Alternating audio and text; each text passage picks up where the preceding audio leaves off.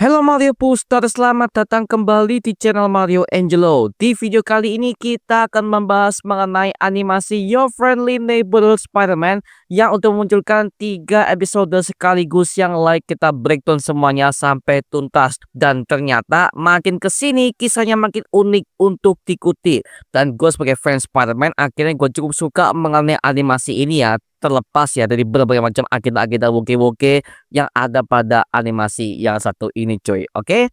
So bagaimanakah hasilnya? So Mario Booster, let's break down this video.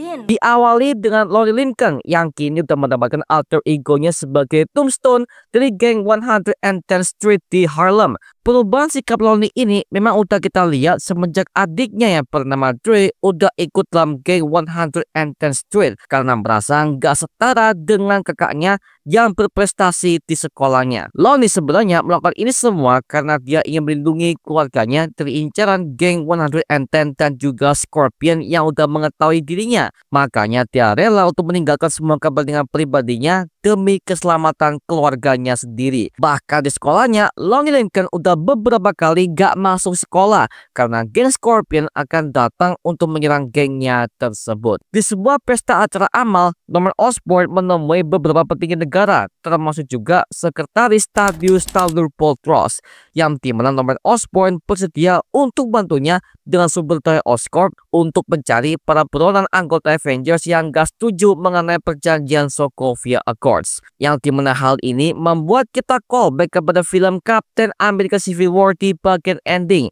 yang dimana ketika semua superhero yang gak setuju dengan perjanjian Sokovia Accords, maka mereka akan dianggap sebagai buronan pemerintah Amerika Serikat. Kemudian kita bisa melihat Paul Nico Minoru masih marah kepada Peter karena untuk mengajak Harry Osborn untuk nonton bioskop bersamanya tanpa seizinnya terlebih dahulu. Kita tahu Paul Nico dari awal udah menilai keluarga Osborn sebagai keluarga sok kaya, elitis, dan juga sombong. Namun dia belum mengenal Harry Osborn yang sebenarnya dalam segi pertemanan. Maka di sini Peter Parker akan mengajak mereka berdua untuk nonton film di apartemen pribadinya. Terlihat sini Peter Parker masih memiliki sebuah kaset VHS yang berarti video home system, yang dimana bentuknya persegi panjang yang formatnya masih sangat jadul sekali. Dan kita bisa melihat bahwa Peter Parker mengeluarkan sebuah kaset yang berjudul Tomb Buster, yang dimana ini adalah sebuah kaset nama petualangan dari Stephen Grant dan juga Rosser ketika mereka menjelajahi hutan yang ada di daerah Amerika Utara, yang dimana kaset ini sempat kita lihat di serialnya Moon Knight tahun 2022 dan menjadi inspirasi bagi alter ego Mark Spector yang lainnya sebagai Stephen Grant. Kemudian Nico mengambil sebuah kaset yang bernama Seniac, yang dimana hal ini mengarah kepada sosok Seniac di komik Marvel yang pertama kali muncul dalam komik Thor is nomor 319 yang dirilis pada tahun 1982. Bahkan penampilannya sempat terlihat di Loki season kedua sebagai bentuk penyamaran dari Brad Wolf setelah dia meninggalkan misi utamanya dari TVA. Kemudian akhirnya mereka bertiga nonton bersama dan tiba-tiba Peter Parker mendapatkan sebuah telepon dari Norman Osborn bahwa gedung Oscorp Industries sedang dibobol oleh seseorang. Dan ketika Spider-Man mengeceknya, dia menghadapi sosok berkostum hitam yang bernama Daredevil yang diiringi dengan musik klasiknya yang berasal dari opening versi Marvel Netflix. Daredevil di animasi ini dia pakai kostum berwarna hitam pekat, yang dimana hal ini membuat kita callback kepada kostum Daredevil yang berada pada komik Daredevil Shadowland. Fun fact bahwa di animasi ini Daredevil diperankan oleh Charlie Cox, pemeran versi live actionnya yang pernah tampil di versi Marvel Netflix, yang dimana hal ini akan lanjut kepada Daredevil Born Again series pada bulan Maret tahun 2025 mendatang. Nah, di animasi ini Daredevil mengatakan bahwa Norman Osborn menyembunyikan sesuatu yang sangat jahat, tapi Spider-Man berusaha untuk mengelaknya dan menghentikan aksi Daredevil yang sangat lincah itu. Tapi tiba-tiba Daredevil akhirnya berhasil membuat Spider-Man ini pingsan hanya dengan lemparan tongkat gandanya saja. Sebenarnya ini adalah sebuah foreshadowing ke depan bahwa Daredevil dan juga Spider-Man akan saling berkolaborasi. Yang dimana hal ini udah kita lihat semenjak versi animasi tahun 90-an dulu dan juga versi MCU pada Spider-Man No Way Home tahun 2021. Not quite.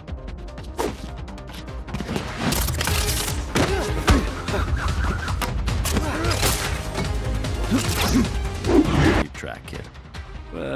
Yeah. Norman mengira bahwa Daredevil terkesana atas suruhan dari Dr. Octavius yang merupakan mantan rekan ilmuannya yang pernah bekerja di Oscorp Industries bertahun-tahun yang lalu. Tapi menurut Norman, Octavius ini adalah orang yang sangat berbahaya. Bahkan dia adalah orang yang mencuri semua aset Oscorp untuk membuktikan kepada dunia bahwa dia adalah ilmuwan yang bisa mengalahkan semua rekan-rekannya sendiri. Di lain sisi, akhirnya Harry Osborn berusaha untuk mencarikan suasana dengan Nico dengan cara bermain sebuah kartu tarot, yang dimana tentu hal ini membuat Nico jadi makin bersemangat untuk bermain bersamanya. Dan tiba-tiba Harry bertanya kepada si Nico, apakah Nico tahu semua secret dari Peter Parker? Dan Nico menjawab, ya, dia tahu semua rahasianya. Lalu Harry Osborn tiba-tiba mengatakan kalau Peter Parker adalah Spider-Man. Tapi respon Nico adalah bahwa Harry ini hanya berbohong dan sedang mengalihkan pembicaraan. Tapi ketika Peter Parker datang ke apartemennya dan tiba-tiba Nico nggak sengaja menyenggol tasnya dan terbongkarlah sudah kalau dia adalah Spider-Man, yang dimana kita bisa melihat ada kostum putihnya dan juga ada buku sketsa Spider-Man dengan warna merah biru klasik yang ada pada buku catatannya. Dan situlah hubungan Peter Parker dan juga Nico Minoru akhirnya terpecah belah karena udah dibohongi selama ini oleh sahabatnya sendiri.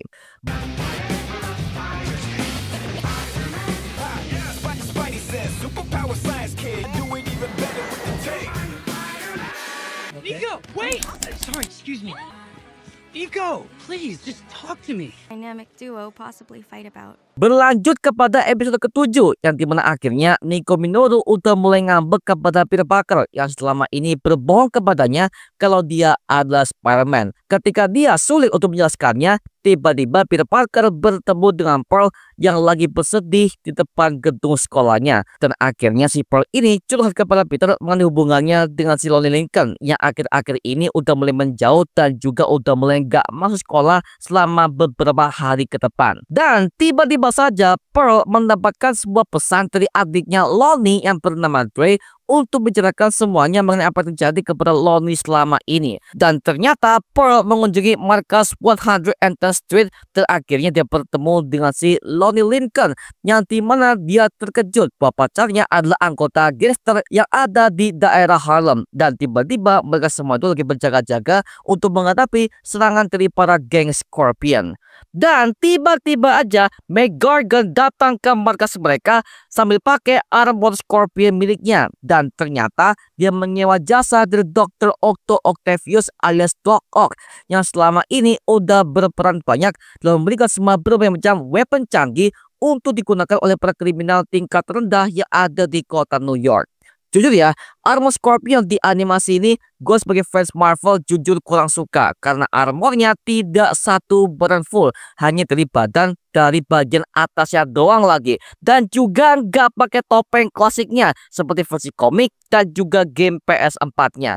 Tapi seandainya jika Scorpion datang ke MCU versi live action, gua nggak mau ya armor seperti ini akan digunakan oleh dia di versi live action mendatang. Please, dia wajib pakai armor fullnya. Apalagi hal ini udah ditis semenjak di endingnya Spider-Man Homecoming kemarin. Kemudian ketika Scorpion menghancurkan semua anggota geng tersebut, Lonnie berusaha untuk menghentikannya, tapi berhasil cegah oleh Scorpion dengan mudah yang dari awal udah mengincar Lonnie selama ini. Yang dimana hal ini membuat kita callback kepada ending episode kelima yang dimana McGargan kalah dengan Lonnie Lincoln dalam pertarungannya tersebut.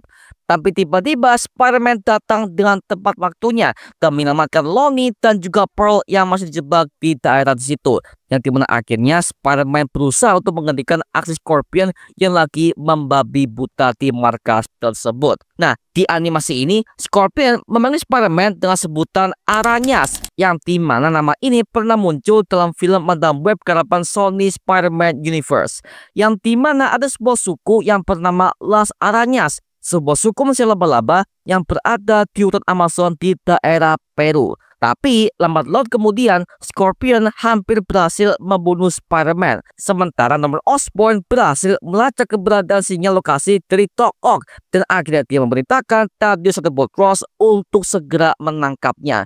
Ketika Spider-Man hampir mati di tangan Scorpion, terlihat bahwa topengnya udah hancur di bagian sebelah kanan. Yang dimana hal ini membuat kita callback ke Spider-Man yang berada di ending Spider-Man tahun 2002 karapan Sam Raimi ketika topengnya dihancurkan oleh Green Goblin menggunakan letakan pumpkin bomb-nya. Tapi akhirnya Norman Osborn berhasil menyelamatkannya dengan mengirimkan sebuah glider hijau yang bawanya kembali kepada Oscorp Industries secara rahasia untuk segera melakukan pemulihan diri. Yang dimana glider itu adalah sebuah Easter egg kepada sosok Green Goblin sebagai alter ego dari Norman Osborn dan juga Harry Osborn di versi komik dan juga film sebelumnya. Di lain sisi, akhirnya Harry Osborn berusaha untuk minta maaf kepada Nico karena rasa Peter Parker sebagai Spider-Man udah mulai terungkap karena kesalahan dia sendiri. Harry mencoba untuk memberikannya sebuah pendapat bahwa Peter nggak beritahu dia karena dia ingin Nico amat incaran para musuh-musuhnya. Yang dimana hal ini membuat kita callback kepada film Spider-Man kedua garapan Sam Raimi ketika Peter Parker menghubungi Mary Jane setelah dia nggak datang kepada konser dramanya karena dia sangat sibuk dengan perannya sebagai Spider-Man di kota New York. I'm Spider-Man. Weird, huh? Now you know why I can't be with you. If my enemies found out about you, if you got hurt, I could never forgive myself. Kemudian, demi mencairkan suasana, Harry langsung mengajaknya untuk belajar mengirim sebuah mobil merahnya sampai kepada tengah kota New York. Tiba-tiba ada orang random yang nantang ke Harry Osborn untuk balapan liar bersamanya. Tapi di sini Nico Minoru yang akan mewakili Harry Osborn untuk membawa mobilnya menuju ke balapan liar tersebut. Dan di sini kita mendapatkan ada cameo kodekator di MCU yang bernama Clef, yang di mana penampilannya udah kita lihat semenjak di film Shang-Chi dan juga Spider-Man Homecoming tahun 2017 lalu.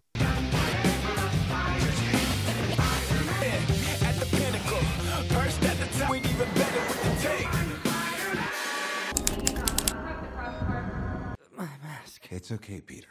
Mr. Osborn. You're healing remarkably fast. Lanjut kepada episode ke-8 yang diawali dengan Peter Parker yang menjalani sebuah perawatan di laboratorium Oscorp dan menguatkan Raja Scorpion yang berada di dalam tubuhnya dan segera memulihkan keadaannya. Beberapa jam kemudian, akhirnya Peter Parker pun kembali sadar dan mengalami cedera patah di tangan kanannya.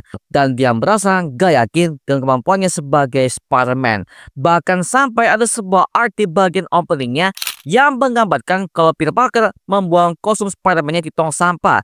Yang dimana hal ini membuat kita callback kepada versi komiknya yang pertama kali muncul di komik tim Spider-Man isu nomor 50 dan juga di film Spider-Man kedua garapan Sam Raimi yang dimana ketika dia kehilangan kekuatan sebagai Spider-Man karena hubungannya dengan Mary Jane Watson yang semakin tidak terkendali. Sampai akhirnya Norman Osborn memberikan sebuah nasihat. With great power comes great respect. Yang dimana Norman di sini mementingkan yang namanya kehormatan agar supaya semua lawan-lawannya jadi takut kepadanya. Yang dimana quotes ini juga dialami oleh Peter Parker ketika dia dinasihati oleh Uncle Ben dalam film Spider-Man tahun 2002 garapan Sam Raimi dan juga di film The Amazing Spider-Man tahun 2012 dan juga On May ketika menghadapi kematiannya dalam film Spider-Man No Way Home tahun 2021.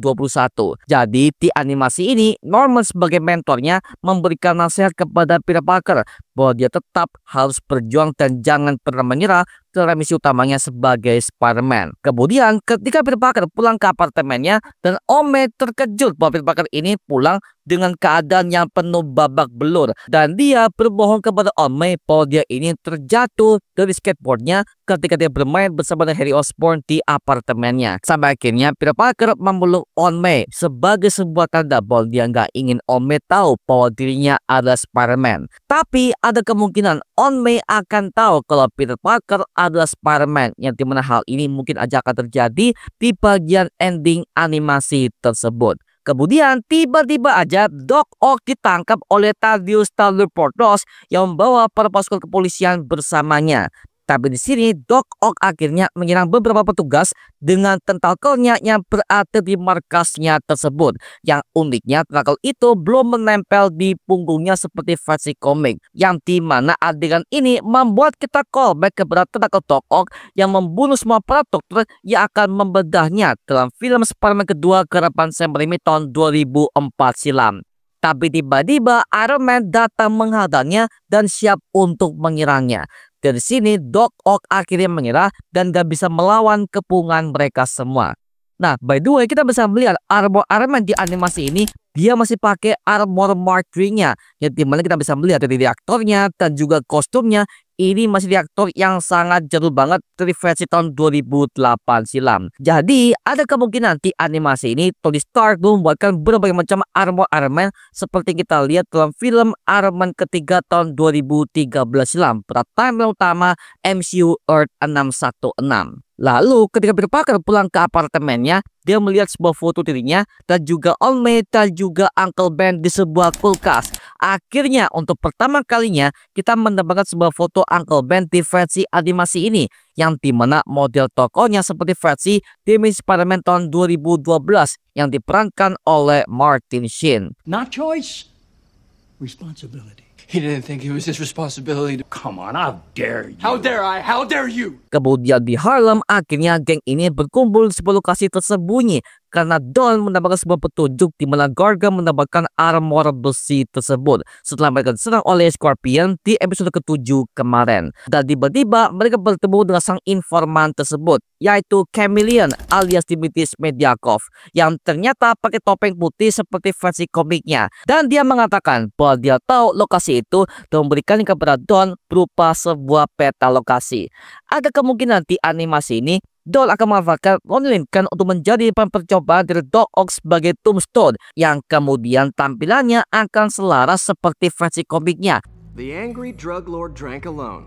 There's a poem in there somewhere. You know better than me. Never was the literary type. Lalu akhirnya Peter Parker mendatangi Harry Osborn di ruang kerja ayahnya di Oscorp Industries untuk mempertimbangkan dirinya sebagai Spider-Man kembali setelah dia berhasil dikalahkan oleh Scorpion yang masih menghantui pikirannya. Akhirnya Harry Osborn menunjukkan kepada Peter Parker mengenai kostum Spider-Man versi terbaru yang dimana desainnya diambil dari buku sketsa milik Peter Parker itu sendiri, yang dimana modelnya hampir serupa dengan versi MCU yang dibuatkan oleh Tony Stark ketika Spider-Man pertama kali bergabung kepada Avengers dalam film Captain America Civil War tahun 2016. Dan di sini ada tampilan Peter Parker yang separuh wajahnya adalah wajah Spider-Man, yang dimana hal ini persis banget dengan versi komiknya yang pertama kali muncul dalam komik Amazing Spider-Man issue nomor 5 dan juga pernah tampil dalam film Spider-Man No Way Home ketika J. Jonah Jameson akhirnya mereveal bahwa Spider-Man adalah Peter Parker di hadapan seluruh warga dunia di kota New York. Lalu Harry Osborn juga mengucapkan "Go get them Tiger", yang dimana ini adalah sebuah sebutan dari Mary Jane Watson untuk memberikan semangat kepada Peter Parker dalam beraksi sebagai Spider-Man dalam film Spider-Man kedua garapan Sam Raimi tahun 2004, dan juga Betty Brant ketika dia meliput Peter Parker kalau dia adalah Spider-Man di sekolah Midtown High School dalam film Spider-Man No Way Home tahun 2021. Go get him, Tiger. Peter Parker! Go get him, Tiger! Go get him, Tiger. Oke, itu cuma mengenai semua breakdown episode 6, 7, dan juga 8 dari animasi Your Friendly Neighborhood Spider-Man. Nah, sekarang gua serahkan kepada kalian. Gimana pendapat kalian mengenai video yang satu ini? Tuliskan pendapat kamu di kolom komentar di bawah dan kita bisa diskusikan bareng seperti biasanya. Oke? Itu aja mengenai video kali ini. Jangan lupa like, komen, dan juga subscribe untuk mendukung gua membuat video mendidik dan menghibur kalian semua. Karena gua janji sebisa mungkin gua akan buatkan video seperti ini lagi untuk kalian semua. Dan jangan lupa untuk follow semua sosial media kita seperti Instagram, Twitter, TikTok, bahkan Spotify kita ya. Linknya untuk gue siapkan di kolom deskripsi di bawah. Dan kalau kalian ingin gabung bersama kita di grup komunitas, langsung aja join di grup yang kita namanya Mario Booster Official. Linknya udah gue siapkan di kolom deskripsi di bawah. Dan juga terima kasih buat kalian yang bergabung ke membership community. Nama gua Mario Angelo dan sampai ketemu di video berikutnya. Adios semuanya. Yeah!